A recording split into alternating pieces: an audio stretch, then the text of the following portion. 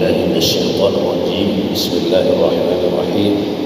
الحمد لله رب العالمين، والصلاة والسلام على أشرف الأنبياء والمرسلين سيدنا ومولانا محمد وعلى آله وصحبه أجمعين.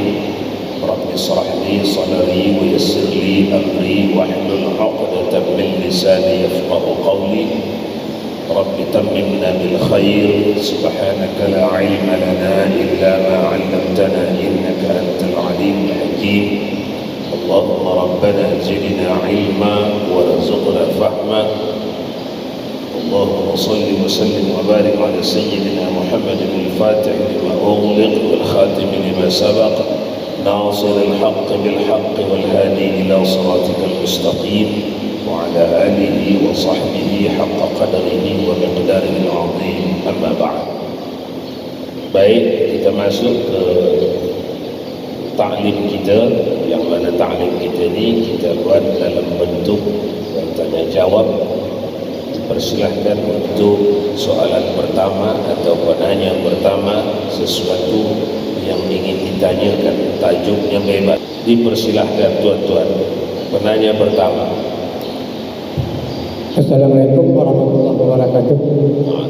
Saya tanya ya, ini masalah Lailatul Qadar ya. Dalam beberapa hari ini kita akan meninggalkan bulan suci Ramadan ini ya. Tentunya kita ada bulan-bulan yang ganjil, apalagi nanti malam kita malam 27. Jadi yang saya ingin tanyakan yang masalah Lailatul Qadar ini, ada sebagian buya kita menerangkan bahwa Lailatul Qadar ini diturunkan di masjid, tak di rumah, tak mana-mana, ada di masjid. Betul dan itu ya. Terima kasih. Ulangi soalannya tak jelas.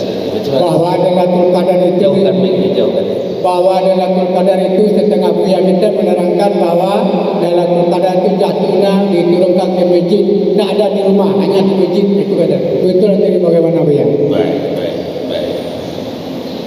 Soalannya, ada pendapat mengatakan Lailatul Qadar itu diturunkan di masjid, bukan di rumah. Itu soalan. Jawabannya adalah Lailatul Qadar itu kalau kita runut, kemarin sudah kita mulakan sebenarnya, tapi tidak sampai ke situ karena keterbatasan waktu. Namun kalau kitabnya dibaca, tafsirnya dibaca seperti tafsir Ruhul Ma'ani dibaca sampai ke situ. Hanya kita yang tak sampai ke situ karena keterbatasan waktu. Lailatul Qadar itu diturunkan Allah secara acak, secara rahasia. Hikmahnya supaya orang beriman menggunakan waktu sepanjang Ramadan beribadah. Satu. Yang kedua, Lailatul Qadar itu turun di segenap penjuru alam semesta. Di masjid, di rumah, di ladang, di laut, di kapal, di kenderaan, di mana saja. Kenapa? Tanazzalul malaikatu warruhu fiha. Itu al-malaikah tafsirannya banyak sekali. Yang paling mu'tabar adalah Jibril. Itu nomor satu. Di bawah pendapat yang nomor satu Jibril, ada pendapat yang nomor dua, bukan Jibril itu tanazzalul malaikah, tapi qaul yang kedua. Artinya lebih sedikit ulama berfahamkan itu. Yang banyak Jibril memimpin. Qaul yang kedua bukan Jibril yang memimpin.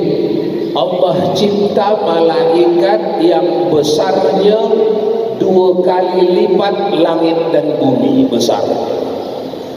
Itu malaikat, itu pemimpin mereka. Tuh. Makanya Imam Al-Ghazali membuat penelitian. Kalau tadi malam turun Lailatul Qadar, satu hari ini tidak ada terik matahari, tidak ada hujan, tidak ada terik matahari hari ini. Umpama tadi malam turun Lailatul Qadar, maka Imam Ghazali bikin statement, hari ini tidak ada matahari cahaya yang keras, yang menyengat, terang yalah, tapi tidak ada terik matahari. Kenapa? Jubah-jubah malaikat tak berhenti naik dari bumi, mulai dari selepas subuh sampai sore. Siapakah yang mendapat Lailatul Qadar? Itu ditulis di dalam kitab tafsir Ruhul Ma'ani.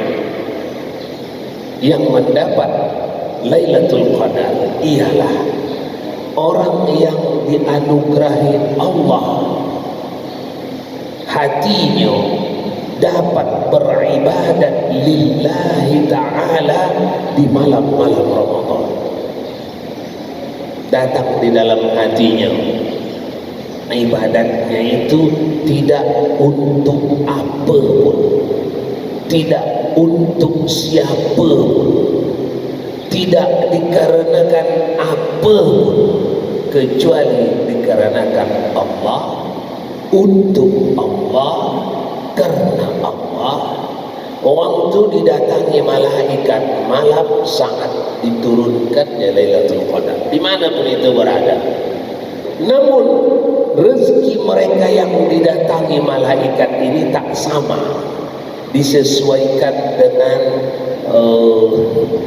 qada dan qadar Allah. Ada orang yang diberi Allah rezeki yang besar saat menerima Lailatul Qadar sampai menerima ucapan salam dari malaikat. Ada yang sampai itu ditulis oleh Imam Tabrani di dalam Sunan Tabrani. Ada yang sampai menerima ucapan salam dari malaikat. Salamun qaulan min Rabbir Rahim. Yang kedua, ada yang tidak sampai mendengar ucapan salam, tapi jatuh di dalam hatinya sukacita terhadap ibadat dan berjanji menyesal atas dosanya yang lalu, ditandai dengan mudahnya keluar air matanya, banyaknya tangisan. Jadi menangis dalam ibadah di malam-malam Ramadan itu pertanda yang kedua tinggi, kedua besar, orang mendapat Lailatul Qadar. Makanya Syekh Utsman bin Sa'id, salah seorang tabi'in, menyuruh, kalau kamu tak bisa menangis, latihanlah menangis. Itu ditulis Imam Utsman bin Sa'id, seorang tabi'in, murid sahabat. Latihanlah kamu menangis. Maksudnya bukan latihan menangis macam pemain sinetron gitu. Latihan kita membiasakan bahwa di dalam menangis itu ada pelembutan hati, melembutkan hati. Jadi latihanlah kamu melembutkan hati. Kalau kita ringkaskan jawabannya, Lailatul Qadar akan diterima orang yang beribadat dimanapun mereka berada. Dimanapun mereka berada.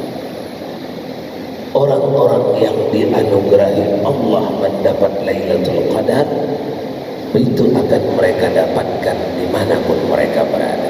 Yang terakhir dari jawaban soalan ini adalah ditulis di dalam kitab tafsir Ruhul Ma'ani ketika mufassir menafsirkan inna anzalnahu fi lailatul qadar, bahwa sekurang-kurang atau sesikit-sikit amalan orang yang mendapat Lailatul Qadar ialah, nah ini penting, salat Isya berjamaah, salat tarawih, subuh berjamaah.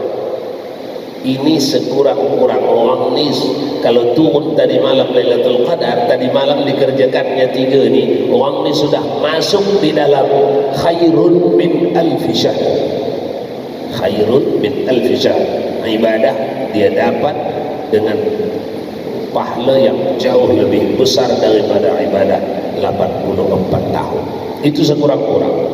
Kalau dia mampu Isya berjamaah, tarawih berjamaahnya bukan mesti di masjid ya, bisa di surau, bisa tepi jalan, bisa di kapal, bisa di rumah, bisa di kendaraan, bisa di mana-mana.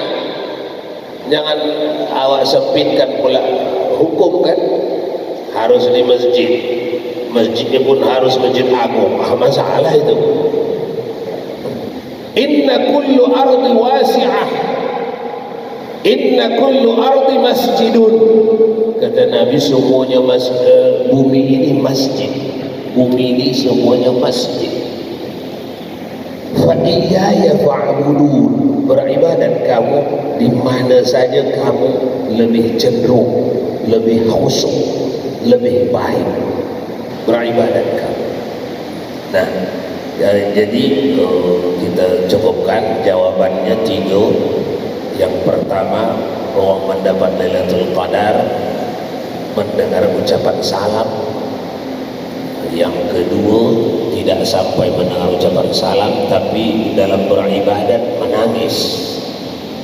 Menangis itu bukan dibuat-buatnya, memang datang mudah dari dalam. Yang ketiga, asal dikerjakannya malam tu ini 3 ni, minimal 3 ni, dapat dia Lailatul Qadar bila waktu itu turun Lailatul Qadar. Next, silakan soalan yang berikut, penanya yang berikutnya. Assalamualaikum warahmatullahi wabarakatuh, ya. Waalaikumsalam warahmatullahi wabarakatuh. Jadi ini menyambung Lailatul Qadar tadi, Bu, ya. Iya. Kan di masjid sekarang di 10 malam terakhir banyak melakukan qiyamul lail. Banyak apa? Sholat malam, Bu, ya. Dan salah satunya itu sholat tasbih, Bu, ya. Jadi ada satu masjid, imamnya ini dia maksudnya mungkin memberikan mengajarkan kepada jamaahnya tata cara sholat tasbih. Tapi pada saat sholat tasbih itu dimulai, semua bacaan tasbih itu baik rukuk, sujud, duduk tidak itu disaharkannya. Bagaimana, Bu, ya? Sah atau tidak sholat itu, Bu, ya? Terima kasih. Menjaharkan tasbih dalam sholat tasbih yang dikerjakan di malam hari itu tidak ittifaq ulama, tidak klop. Sebahagian yang pertama menyuruh jaharkan, sebahagian yang kedua, qaul yang kedua, artinya belah yang kedua, lebih banyak yang pertama tadi, lebih sedikit yang kedua. Itu selalu rumusnya begitu. Qaul yang kedua, sirkan tasbih. Jadi itu memang tidak klop, baik di dalam Syafi'iyah, Malikiyah, Hambaliyah, itu memang tidak klop kalau dikerjakan di malam hari. Kalau dikerjakan di siang hari, klop, sepakat seluruh ulama, sir. Tapi kerjakan di malam hari, tidak semua sir. Sebahagian jaharkan, sebahagian sirkan. Terlepas dari ada seorang imam niatnya hendak mengajari makmum, itu bab yang kedua, tidak masuk dalam lingkaran hukum. Dia sendiri mungkin meniatkan itu, silakan, ada masalah. Namun bingkai hukumnya sudah ada. Bingkai hukumnya itu tidak klop, tidak sependapat, ikhtilaf. Kalau ikhtilaf, ada orang yang mau amalkan ini, silakan. Ada orang yang mau amalkan ini, silakan. Tapi kalau ittifaq, jangan pilih yang satu yang tidak dipilih yang ulama. Seperti misalnya pelaksanaan tarawih 8 rakaat tambah 3 11. Itu bukan ikhtilaf. Tidak ada ulama yang memilih itu. Awak saja yang memilih itu dengan kedegilan awak dan dengan kejahilan awak. Tidak ada ulama yang milih itu. Kalau awak mau membuka kitab ulama bermazhab Syafi'i kah, Maliki, Hambali, Hanafi, atau jangan mazhab yang di atas mereka lagi, kitab Bukhari, kitab Muslim, Abu Daud, Tirmizi, Nasa'i, Ibnu Majah, baru ke bawahnya Syafi'i, Maliki, Hambali, Hanafi, satu pun tidak ada yang membuat tarawih 8 tambah 3 11. Tapi awak buat, itulah degilnya awak. Ini tidak ikhtilaf namanya ini. Nah, ikhtilaf di sini ada dalil, di sini ada dalil. Tapi ini lain-lain. Tapi ada dalil dua-dua. Itu namanya ikhtilaf. Jadi ini memang dasarnya memang sudah ikhtilaf, tidak ada masalah. Siapapun yang memilih mana, siapapun yang memilih mana, sama dengan menzahirkan bismillah dengan mensirkan bismillah. Itu memang sudah ikhtilaf. Yang menzahirkan bismillah Imam Syafi'i, yang mensirkan bismillah Imam Ahmad, Ibnu Hanbal dan Maliki, Hanafi. Tapi yang bertikai menzahirkan dengan mensirkan. Hari ini muncul orang yang menolak bismillah, itu tidak ilmiah, itu tidak ikhtilaf, itu kejahilan. Nah, kira-kira seperti itu. Jadi ini tidak ada masalah. Apa diniatkannya itu untuk mengajari orang yang awam atau tidak, silakan aja, tidak ada masalah. Baik. Next. Assalamualaikum warahmatullahi wabarakatuh. Ini masalah zakat fitrah yang saya tanya ya. Saya bakal kita zakat fitrahkan dengan beras dia. Dan ini dengan beras itu makan yang kita makan sehari-hari. Jadi beras yang kita makan sehari-hari itu tak ada lagi dia. Bagaimana ya? Jadi harga beras kita makan misalkan 1 kilo harga 15.000. Jadi yang kita zakatkan tak ada beras itu lagi. Cuma beras yang 12 kilo. Itu akan menambah kita dengan uang atau dengan berasnya? Itu yang saya tanya beliau. Baik. Beras yang kita makan qutil balad. Qutil balad itu rumus membayar zakat fitrah itu qutil balad. Sama itu 4 mazhab itu. Maliki, Hambali, Hanafi, Syafi'i, sama itu. Qutil balad. Makanan kamu yang umum di kampung kamu itu apa? Itulah kewajibanmu dalam zakat. Itu sudah final, itu sudah selesai. Qutil balad. Artinya makanan penduduk. Karena perintahnya qutil balad, maka merujuklah ke rumah tangga masing-masing. Ini rumah yang ini makanannya memang beras 15.000 sekilo. Ini memang beras juga, tapi beras 10.000 sekilo. 15.000 itulah yang wajib zakatkan. 10.000 itulah yang wajib. Apa yang kita makan sehari-hari itu yang wajib kita zakatkan. Tapi masalahnya pas nak bayar zakat itu habis pula beras Holland. Lagi tak ada pula beras Holland. Awak makan beras Holland tiap hari misal. Apa yang saya zakatkan? Duit je atau pindah ke beras yang lebih rendah atau lebih tinggi? Jawabannya pindah ke beras yang lebih tinggi kalau mampu dalam ukuran kilo yang sama dengan makanan awak, kalau mampulah. Kalau tak mampu, pindah ke beras yang lebih rendah, tapi jangan kurangi jumlahnya, nilainya, duitnya dari makanan awak selama. Misalnya 2,7 ons itu harganya, kalau yang awak makan selama ini harganya berapa itu? 15.000, berarti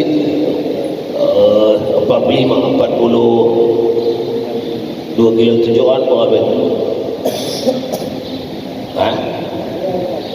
50, berarti 50, kata bulatkan 50. Jangan kurangi, belilah beras yang murah kalau itulah yang ada, tapi seharga, keluarkan duitmu seharga 50.000 setara dengan beras yang kita makan. Karena tak ada, makanya tak kita beli kan.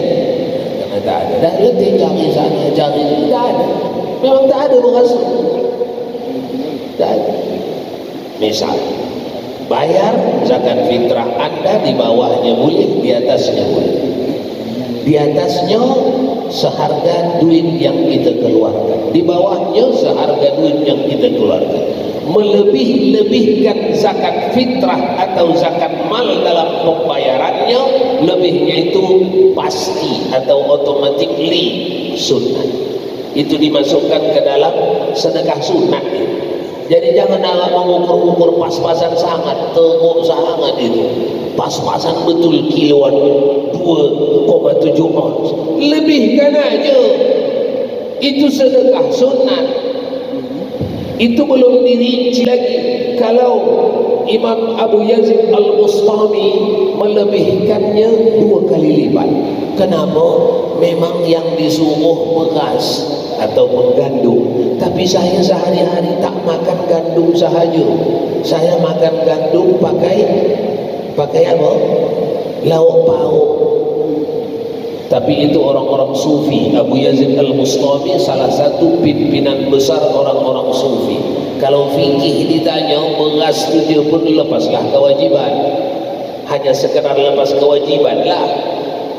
Buktinya awak qutil balad, perintahnya tadi qutil balad, makananmu di negeri itu. Cara kita makan nasi di negeri kita ni macam mana? Nasi tok. Mana rumah tangga yang masih nasi tok dimakan? Cuba tunjuk tangan. Ada yang sanggup menunjuk tangan? Kami anak beranak di rumah bertahun-tahun nasi tok kami makan. Ada? Tak ada. Perintahnya qutil balad, makanan orang di kampung kamu tu. Kita makan nasi kita ni di kampung kita ni macam mana cara? Pakai gulai, pakai sayur, pakai sambal. Kalau dihilangkan satu saja, merebut muka. Kita ketika memberi zakat fitrah, jangan abaikan itu. Tapi Pak Ustaz, kita fikir tak menyuruh pakai sambal, pakai sayur. Ya, itu ujian bagi anda. Itu ujian bagi anda. Siapa yang menghidup mata hatinya, dikerjakannya lah. Karena perintah dasarnya sudah jelas, qutil balad, makanan penduduk ini. Penduduk ini makanannya apa? Apa? Beras. Beras pakai apa? Beras pakai gulai. Bukan beras pakai air putih. Begitu. Baik. Next. Soalan berikut. Kalau belum ada,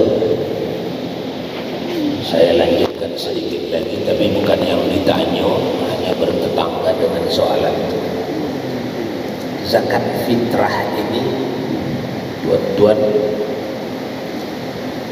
diwajibkan Allah bukan kepada orang kaya.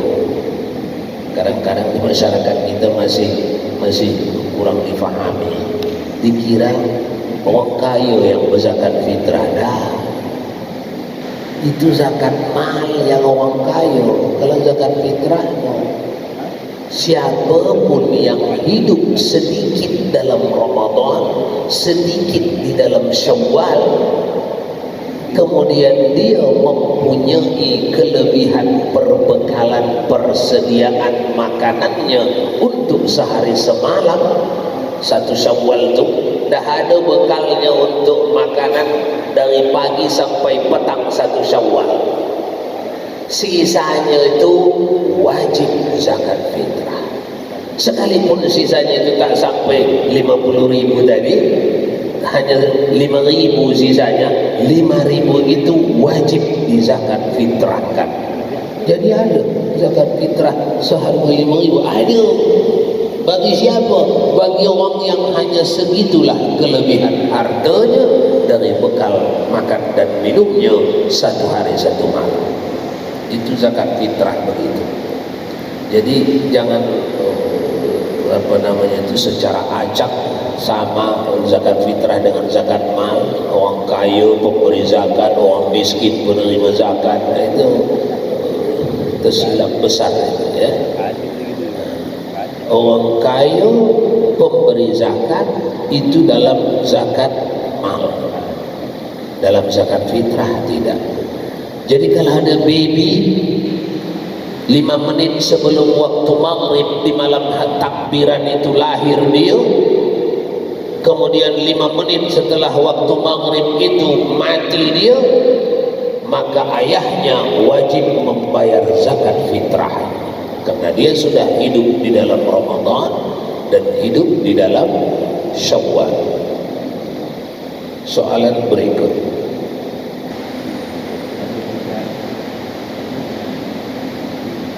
Kalau tak ada,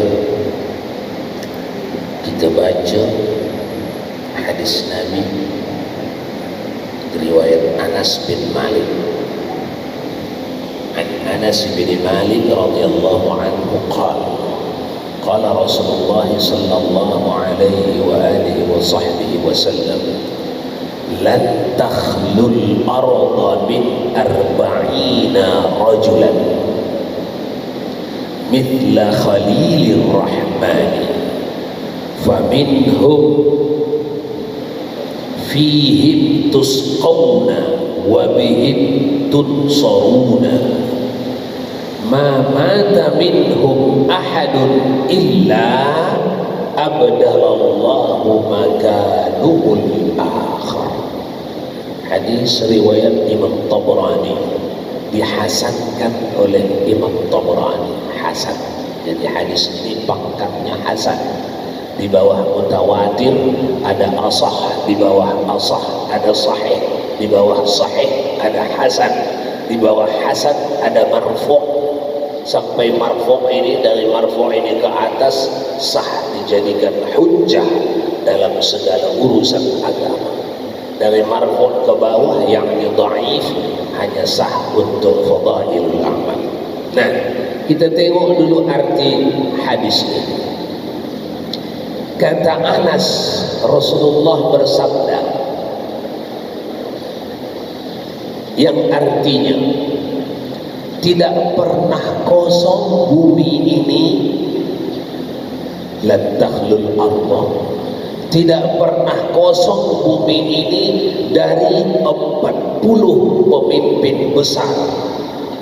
Jadi bumi ini sentiasa dipimpin 40 orang pemimpin besar. Kalau di kerajaan Indonesia macam kabinet lain, orang kabinet lain yang menjalankan perintah raja atau perintah presiden, ada 40 orang. Lan takhlul arda min 40 rajulan mithla Khalilur Rahman. Bumi ini tidak pernah dikosongkan Allah dari minimal jumlah 40 pemimpin yang selevel dengan Khalilur Rahman. Khalilur Rahman itu adalah Nabi Ibrahim alaihissalam. Ibrahim itu levelnya di kenabian setingkat di bawah Rasulullah sallallahu alaihi wasallam. Fihim tusqawna wa bihim tumsarun. Karena Allah nak bagi makan orang 40 ni, kekasih Allah 40 ni, awak pun jadinya dapat makan. Begitu maksudnya. Karena Allah nak tolong 40 kekasihnya ini, awak pun dapat pertolongan. Begitu maksudnya. Ma mata minhum ahadun illa abdalallahu makanuhul akhar. Kalau mati salah satu, itu yang 40 manusia biasa macam kita, hanya karena mereka kesolehannya tinggi, diangkat Allah mereka menjadi rijalul abdal. Kalau mati satu, diganti Allah dengan yang terbaik di bumi saat itu. Jadi seleksinya, tuan-tuan, hari-hari seleksi. Yang 40 orang ini hari-hari diseleksi, dinilai, sehingga di dalam Al-Manaqib Al-Ghazaliyah ditulis ada salah seorang ini yang 40 ni sudah diangkat dia menjadi Khalilur Rahman. Dia pun bertugaslah, karena 40 ni macam-macam tugas. Ada yang bertugas di darat, di udara, di hutan-hutan, di laut. Orang ni dapat tugas di laut, penjaga laut. Ditengoknya dari atas laut, diperiksa. Ada ditengoknya kapal yang menzalimi kapal orang lain, hendak merompak. Ketika sudah mendekat, kekuatan tak berimbang, dia pun berfikir, aku sebagai penjaga laut ini, diamanahkan Allah laut ini, kalau ku biarkan ini kapal kecil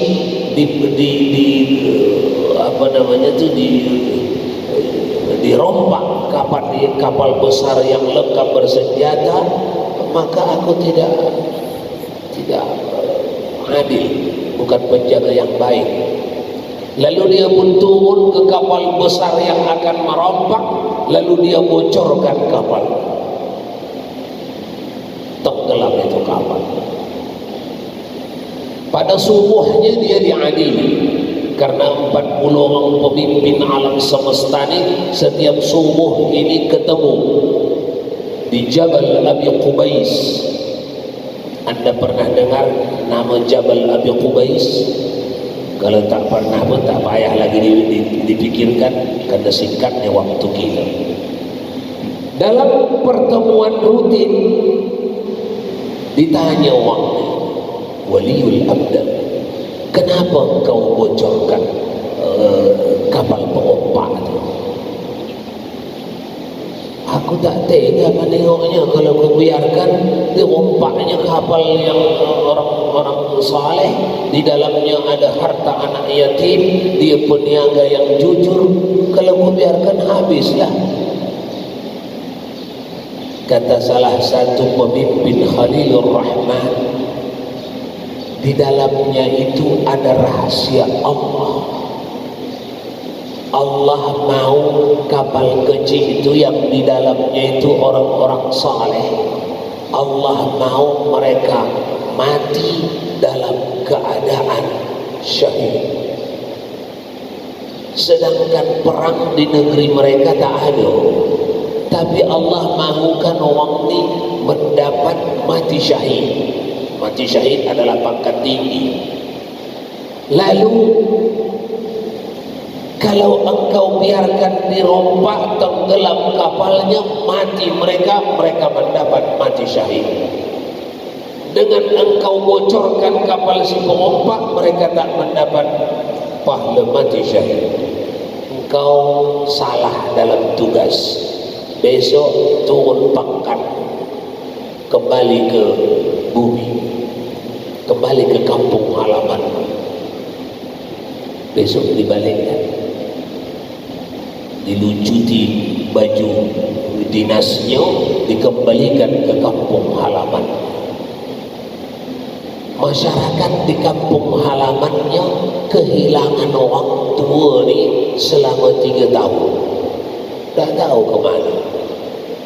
Tahu-tahu kembali dengan tugasnya semula. Orang ni kerjanya sehari-hari menjual air, menjual air bersih, dijual ke kedai-kedai kopi, kedai-kedai nasi, kedai restoran. Itu kerjanya sehari-hari dari dulu bertahun-tahun. Tapi 3 tahun kemudian dia hilang. Kemudian masyarakat menanya, ceritanya jawabannya inilah.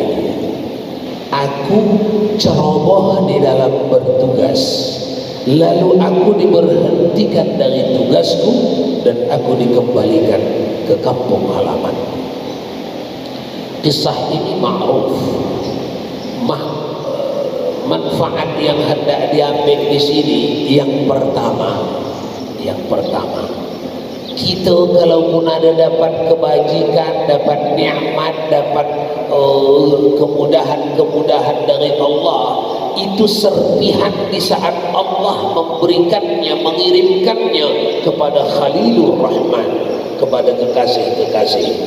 Bukan untuk kita, itu bukan. Tapi kita kecepritan, serbuk-serbuknya, abu-abunya, debu-debunya. Maka berhati-hatilah kepada orang-orang saleh. Sekalipun mereka tak membuat apa-apa di hadapanmu, tapi mereka punya alamat yang jelas di hadapan Allah. Itu makna yang pertama dari hadis ini. Yang kedua, makna yang perlu dipetik dari hadis ini, di tingkat Khalilur Rahman, di tingkat ibdal wali agung yang diangkat Allah, diambil dari kampung halamannya, diangkat Allah ke langit, itu pun hari-hari diperiksa kesolehannya dan amalnya.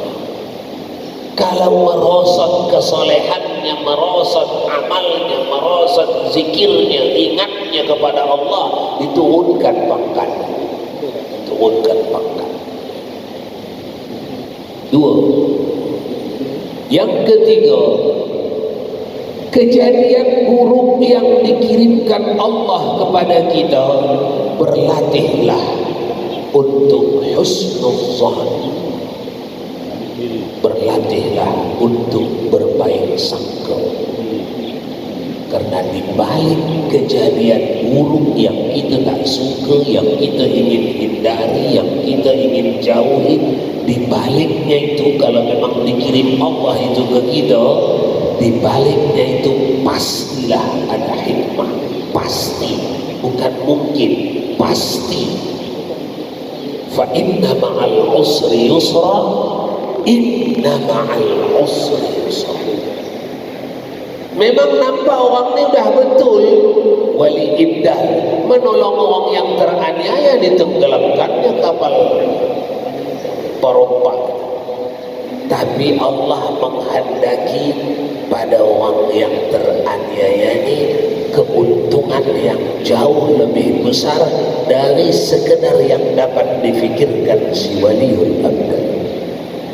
Itu penyebabnya diturunkan pangkatnya, karena dia tidak sabar di atas qada dan qadar Allah. Kenapa tidak sabar? Dikala itu hilang muka syafah, tak nampak. Yang nampaknya apa yang zahir di hadapannya, lebih dari itu tak nampaknya. Kalau begitu kita fahami, hati seseorang pun tingkat kejernihannya melihat sesuatu yang zahir apalagi yang batin bermusim-musim atau berwaktu-waktu. Tiga, kalau tak ada penutup, kita pergi kepada hadis yang diriwayatkan oleh Ahmad ibn Hanbal. Hadis ini yang kita kutip riwayat Ahmad ibn Hanbal, namun diinformasikan bahwa hadis ini ada di dalam 6 kitab hadis terkemuka. Ada di Bukhari, ada di Muslim, di Abu Daud, di Tirmizi, Nasa'i dan Ibnu Majah. Apa bunyi hadisnya? Qala sallallahu alaihi wasallam, "Walladhi nafsi biyadihi." Panjang hadis ini. Intinya kata Nabi, dulu Nabi Adam dicampakkan Allah ke bumi. Dia dalam keadaan telanjang, tak ikut ke bumi turun. Pakaian kebesaran surga itu tak ikut. Dia dan istrinya telanjang. 40 tahun dia telanjang, tak pandai menutup baju, menutup badan. Jadi kita yang pandai menutup badan ni tuan-tuan, karena diilhamkan Allah menutup.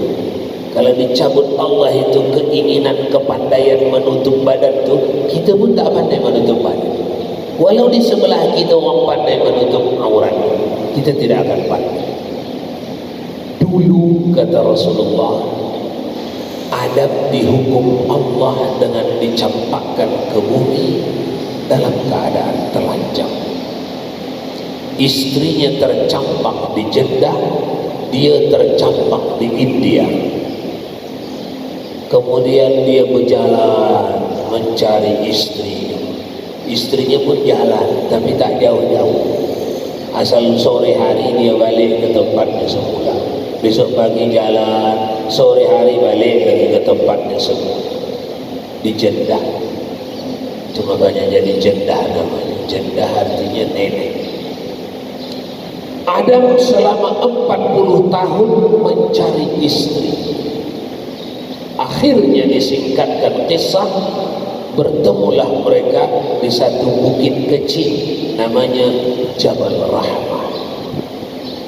Satu datang dari tepi utara bukit, satu datang dari tepi selatan, ketemu di atas. Begitu jumpa, istriku ini, suamiku ini. Tapi teringat malu. Tak macam dulu di surga dengan pakaian kebesaran.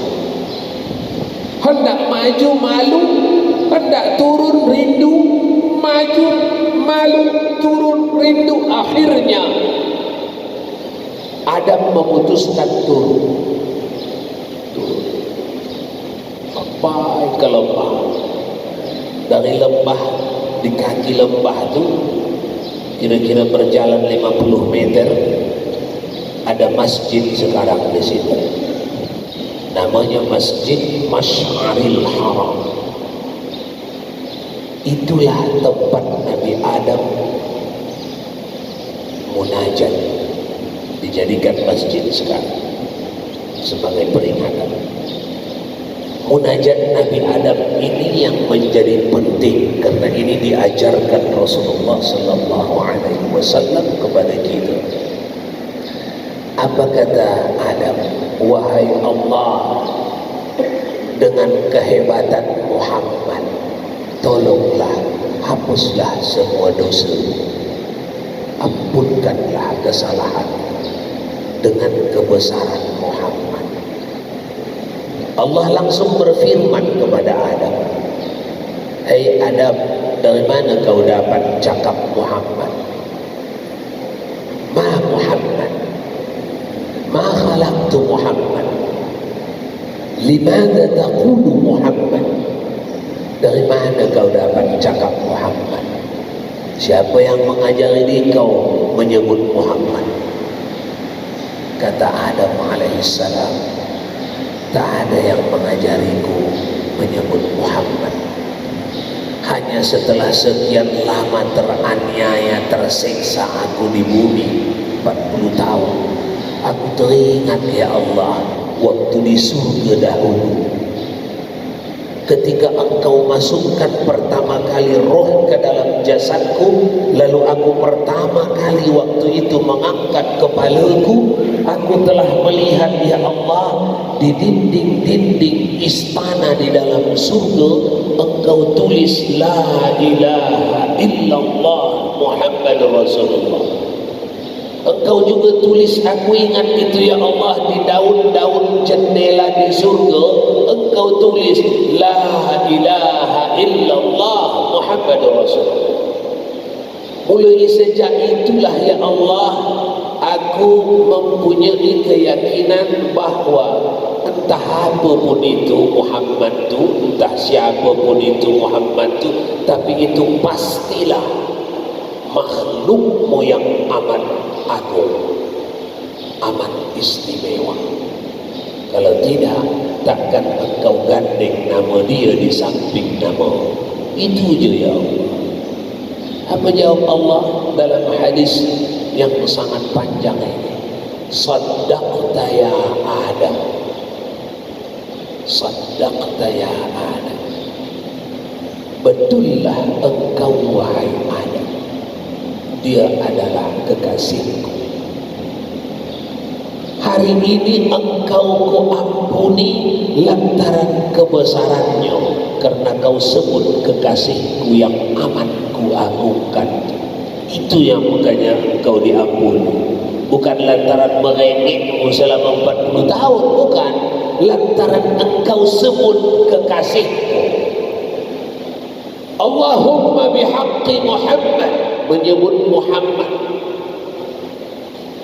Di bibir sebut Muhammad, di dalam ingati kebesaran Muhammad. Itu tak sama lisan yang tengah mengucap itu dengan lisan yang kosong hatinya, tak sama. Itu yang dilakukan Adam. Di bibir menyebut Muhammad, di dalam mengingat kebesaran Nabi Muhammad sallallahu alaihi wasallam. Apa kata Allah? Engkau kuterima taubatmu, kuhapus dosamu lantaran engkau sebut kekasih Muhammad. Satu. Yang kedua, wahai Adam, ketahuilah siapapun yang munajat kepadaku seperti munajatmu ini dari anak cucumu sampai ke hari kiamat, akan aku ampunkan dosa mereka.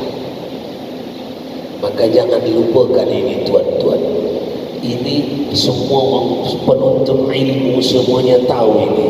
Ini namanya ini hadis panjang ini. Namanya ini Taubat Adam. Apa namanya? Taubat Adam. Jadi kalau ada di lisan, di lidah para penuntut ilmu, kita dengar Taubat Adam, inilah dia yang dimaksud hadis ini. Kalau dengan bahasa Rasulullah, Allahumma bihaqqi Muhammadin wa ahli Muhammad astaghfir dhunubi kada wa kada kada wa kada. Wahai Allah, dengan keagungan Muhammad dan keluarga Muhammad, ampunkanlah dosaku, tunaikanlah hajatku ini. Kalau diubah ke bahasa kita, begitulah dia. Tidak mesti berbahasa Arab. Alhasil, firman Allah kepada Adam, wahai Adam, ketahuilah engkau dan seluruh anak cucumu yang meminta ampun kepadaku dengan caramu ini, aku ampuni mereka lantaran kebesaran kekasihku Muhammad. Bukan lantaran perminta ampunan kita, tapi lantaran kebesaran kekasih Allah Muhammad sallallahu alaihi wasallam. Mudah-mudahan kita memperbanyak istighfar dengan bertawassul kepada Nabi Muhammad seperti yang dicontohkan Adam alaihissalam. Itu hanya asbabnya saja perbuatan Adam. Hakikatnya adalah perintah Allah subhanahu wa ta'ala kepada Adam dan kepada anak cucu Adam sampai ke hari kiamat. Itulah dia kita ini. Berbanyak-banyak di malam-malam qiyam, di malam-malam Ramadan, istighfar, memohon ampun. Permohonan ampun para awliya Allah itu ialah Allahumma ghfir lil mu'minina wal mu'minat. Itu para wali Allah minta ampun begitu tuan-tuan. Wahai Allah, ampunilah semuanya orang beriman lelaki dan perempuan. Maka kita tiru itu, banyak-banyak minta ampun. Jangan untuk diri kita saja minta ampun, jangan. Untuk diri kita, ibu bapa kita dan seluruh kaum muslimin dan muslimat. Akhirul kalam, bersama-sama kita kafarah majlis. Subhanallah wa bihamdihi, subhanakallahumma wa bihamdika, ashhadu an la ilaha illa anta, astaghfiruka wa atubu ilaih. Wa sallallahu wa sallam alaihi walhamdulillahi rabbil alamin.